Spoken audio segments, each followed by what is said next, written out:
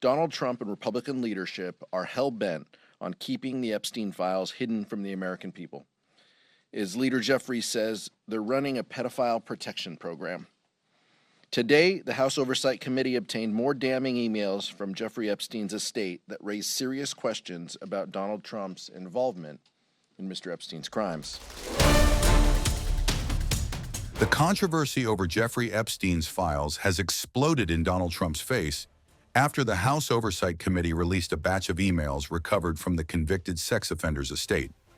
Among thousands of pages from Epstein's estate, 3 emails stand out.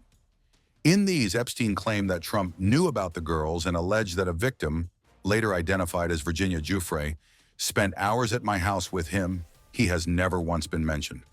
The emails refer to exchanges between Epstein and his associate Ghislaine Maxwell and between Epstein and journalist Michael Wolff, suggesting Trump had prior awareness of Epstein's conduct.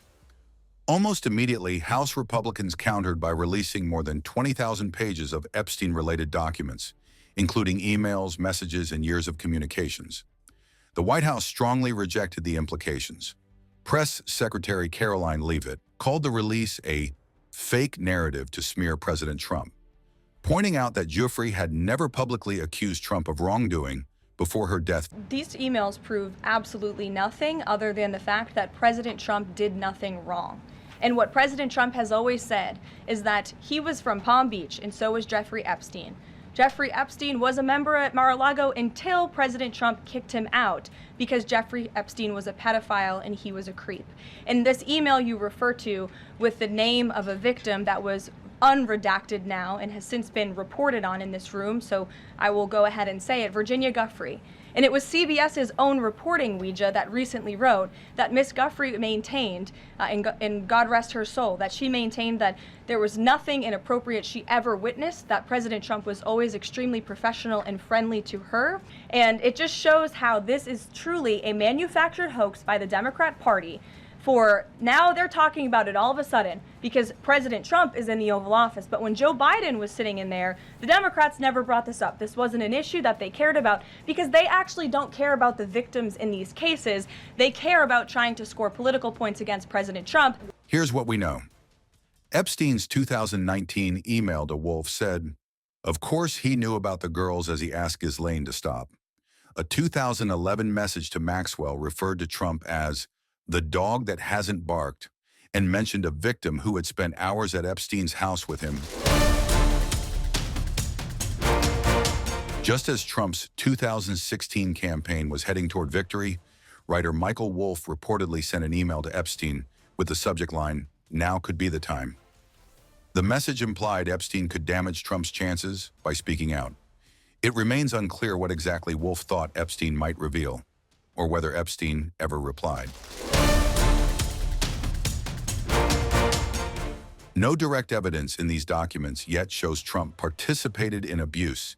He has repeatedly denied any involvement or knowledge. Okay, thank you very much. I don't know if you have questions. I think we really have a really great situation.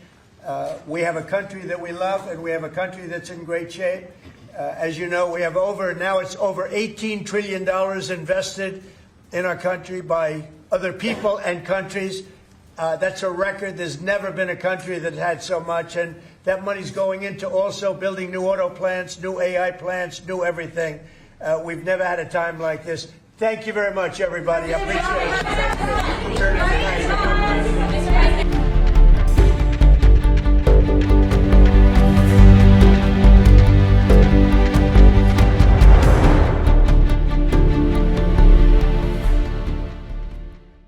What I was opposed to is the reckless disregard that was used in drafting the discharge petition. And we've been over this many times, but it was not drafted in such a way that it would adequately protect innocent victims.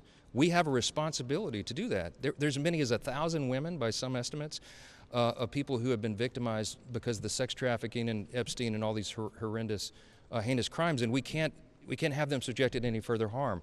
So we wanted to make sure that they were properly, whose names were properly redacted out of the files.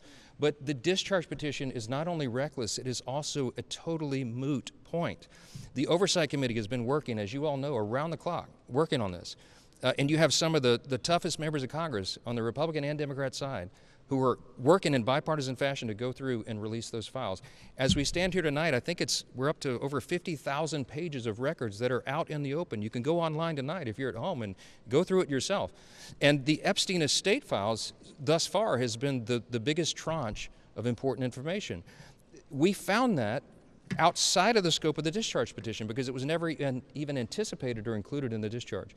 The Oversight Committee, well, let me finish.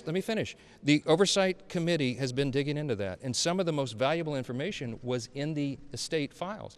It includes Jeffrey Epstein's own personal logs, his travel logs, his financial ledgers, his daily calendar. All this is now out in the public, and more is to come. Chairman Comer of the Oversight Committee has done an extraordinary job. You have, again, some of the most notable members in Congress working on that around the clock, and they will continue to have full disclosure. The release of these emails comes as the Oversight Committee pushes to unseal the full files, accusing the Department of Justice of hiding documents in a potential cover-up. The implications are profound. If Epstein's claims are accurate, they cast new light on the relationship between Trump and one of America's most notorious criminals. But without direct proof, one question looms large. What else might be hiding in the remaining files?